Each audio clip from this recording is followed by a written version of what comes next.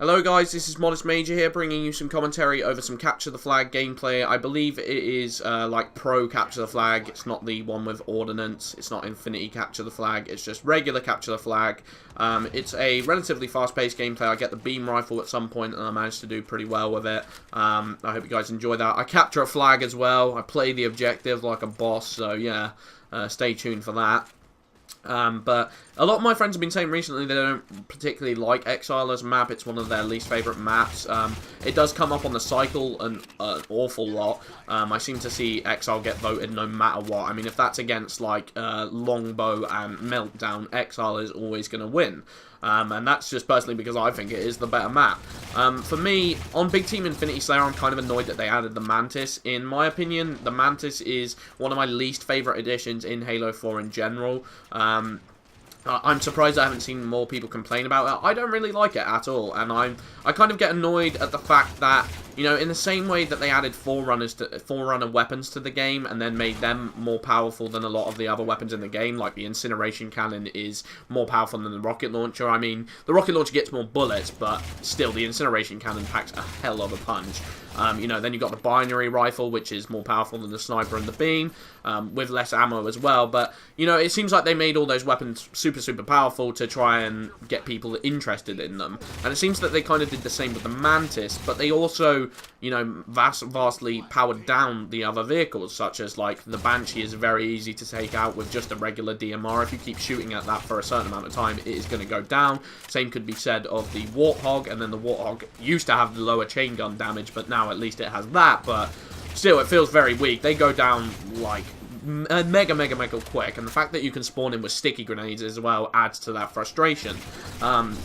And the Mantis, it just seems like they wanted to get people interested in it, and as a result, they made it a bit of a tank. Like, I personally thought it worked better with the old chain gun settings. The missiles killed in one hit. You got 6 missiles, and they don't even take that long to reload in the great scheme of things. Doesn't really make much sense to me that they got buffed.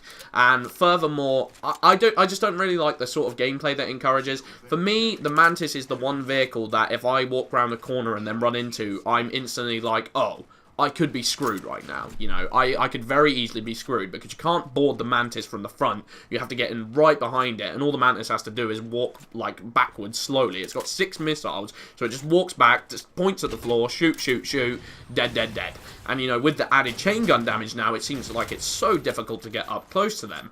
And I just find it like, it's like walking into a spider's web, and once you're in it, you're trapped. And I don't like that sense of gameplay in any multiplayer FPS type game either. I think a lot of games have that problem with vehicles in general, in that the vehicles are just so powerful that you feel like a sitting duck when you're out on the map. And Halo has always been a game, for me, that has done it so well. Like, yes, they are you know, pretty powerful, and within the right hands, with the right pilot, they can be pretty darn effective. But at the same time, they're so easy to board. They're pretty easy to take out in general, and I always love that. Another point to make about the Mantis is that Halo vehicles in general, for me, seem to have their own unique designs across the board. Like, the Warthog always felt like, you know, just a Halo iconic vehicle.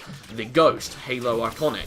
The Wraith, the Tank, the Scorpion, they just all look like their own entity. Whereas the Mantis, the second I saw it, I was like, oh, it's like a mech. It's like a mech from Transformers or a mech from Matrix. It never felt like a living part of the Halo world for me. And that just kind of always disappointed me. Although, I will admit, like, it is an epic vehicle, and I probably wouldn't have any real problem with it if they scaled down the damage or scaled down you know, just some part of it. I don't know. I think it could be a lot better. I mean, me personally, I think it would make more sense if it was able to sprint, you know, kind of what we're seeing in Titanfall with the mechs, where, you know, they look like actual people, but they're in a vehicle, but the vehicle becomes a person in its own right, if you understand what I mean. And I think it would have made sense if that, and it could also sprint and go a lot faster, but you could also board it from any angle. So it was able to get in and out of situations quicker, but it also, you know, had this weakness of being very easy to board. I just think that would have made more sense, and for me, Mantis ruins maps like Meltdown. I love the settings of Meltdown and Longbow. Longbow doesn't have a Mantis in it, but for some reason, I don't know what my problem with Longbow is. It just may be a little bit too spaced out for me. I'm not really sure, but Meltdown is a beautiful looking map. I think it's arguably one of the best looking maps on the game. I love the theme to it. I love the snow mixed with the redness of like heat. It just feels like a hot, snowy place, which I love that that contradiction almost. And then yeah, when I get on the game, it's just a Mantis comes along and spoils the fun, and it makes me feel like I can't venture out and explore the map and do what I want to do because I'm just going to get, you know, missiled by some Mantis. I don't know if that annoys you guys. Maybe I'm just making mountains out of molehills. But for me, Big Team was a lot better in Halo 3, I have to say, and I just, it boggles my mind that, you know, it's the most popular playlist still, because for me, the smaller maps are what shines in Halo, you know, maps like Simplex, maps like, I'm even starting to like Solace now. Solace is an amazing map. All the Forge maps, in particular, like Onyx as well. Haven, of course. I mean, there's just so many maps I can name that are smaller maps, and I think they just work absolutely perfect. I think they nailed smaller maps in this game, if I'm being 100% honest. It's a shame there weren't many of them at release, but, you know, actually, I will rectify that. I think the Castle Big maps were pretty cool, actually. I like Perdition a lot. It's a shame that I don't really see Perdition much in the matchmaking cycle, and I also like Daybreak quite a lot as well. But, yeah, Mantis, I don't know.